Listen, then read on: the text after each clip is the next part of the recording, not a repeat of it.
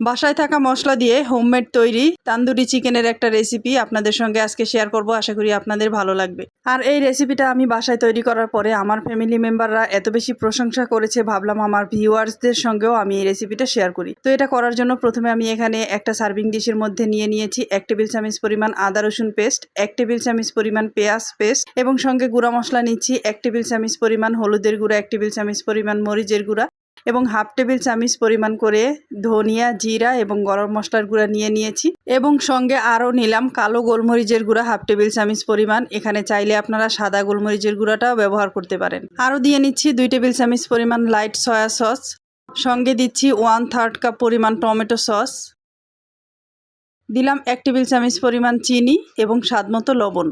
এখানে যেহেতু soya sauce দেওয়া হয়েছে তাই লবণের পরিমাণটা আপনারা বুঝে দিবেন এবং সবশেষে দিয়ে নিচ্ছি 2 টেবিল চামচ পরিমাণ লেবুর রস। বাস সব উপকরণ দেওয়া হয়ে গেলে এখন হচ্ছে হাতের সাহায্যে মশলাটাকে সুন্দরভাবে মেখে নিচ্ছি। মশলাগুলোকে সব একসঙ্গে সুন্দরভাবে মেখে নিয়ে এর সঙ্গে আরও অ্যাড করে দিলাম 3 টেবিল চামচ পরিমাণ রেগুলার ইউজের তেল। তেলটা দিয়ে আবারও ভালোভাবে মেখে নিয়ে এখন হচ্ছে আগে থেকে রেডি করে রাখা চিকেনের সঙ্গে মশলাটাকে আমি সুন্দরভাবে মাখিয়ে নিব।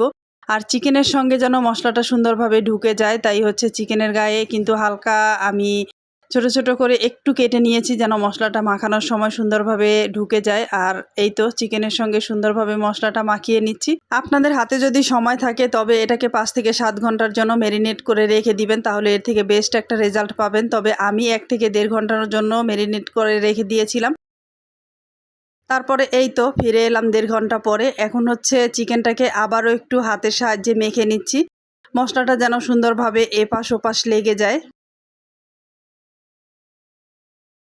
এটা মাখানো হয়ে গেলে একটা প্যানের মাঝে আমি সামান্য পরিমাণে তেল গরম করে নিয়েছি। এখানে তেলের পরিমাণটা বেশি দেওয়ার কোনো প্রয়োজন নেই, অল্প তেলের মাঝেই এটাকে ভেজে নিতে হবে এবং চুলার আঁচটা কিন্তু মিডিয়ামের থেকে আরও একটু কমিয়ে দিয়ে একদম লো ফ্লেমে ভেজে নিব।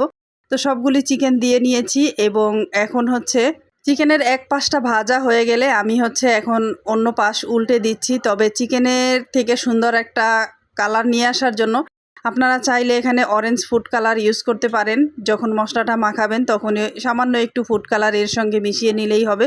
কিন্তু আমি আজকে এখানে বললাম যে একদম ঘরোয়া মশলা দিয়ে রেডি করতেছি, তাই আমি এখানে কোনো ফুড কালার ইউজ করিনি। এবং এক পাশটা উল্টে দেওয়ার পরে বাকি যে মশলাটা ছিল সেটাও আমি চিকেনের গায়ে সুন্দরভাবে মাখিয়ে দিচ্ছি।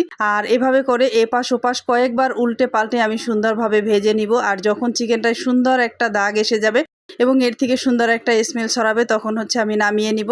এই তো দেখুন চিকেনটা কিন্তু সুন্দরভাবে ফ্রাই হয়ে গিয়েছে এবং একদম সম্পূর্ণ ঘরোয়া মশলায় আমি এটাকে রান্না করে নিলেও সুন্দর একটা কালার চলে এসেছে। তো এই পর্যায়ে হচ্ছে আমি নামিয়ে নিব। আর নামিয়ে নিলেই তান্দুরি চিকেন আমার একদম রেডি হয়ে যাবে। তো আজকে হচ্ছে এটা আমি পরোটার সঙ্গে সার্ভ করেছিলাম। আপনারা চাইলে যে কোনো আপনাদের পছন্দের খাবারের সঙ্গে পরিবেশন করতে পারেন। তো এই ছিল ঘরোয়া মশলায় তান্দুরি চিকেন তৈরির রেসিপি। আমার রেসিপিটা যদি ভালো লেগে থাকে তবে অবশ্যই একটা শেয়ার দিয়ে অন্যকে দেখার সুযোগ করে দিবেন এবং এরকম আরও সুন্দর সুন্দর রেসিপি পেতে অবশ্যই পেজটাকে ফলো করে পাশে থাকবেন এবং ইউটিউব চ্যানেল থেকে দেখে থাকলে রিকোয়েস্ট থাকবে সাবস্ক্রাইব করে পাশে থাকবেন। আজকে তবে এই পর্যন্তই, দেখা হবে নতুন কোনো রেসিপিতে। সেই পর্যন্ত সবাই ভালো থাকবেন, সুস্থ থাকবেন। আল্লাহ হাফেজ।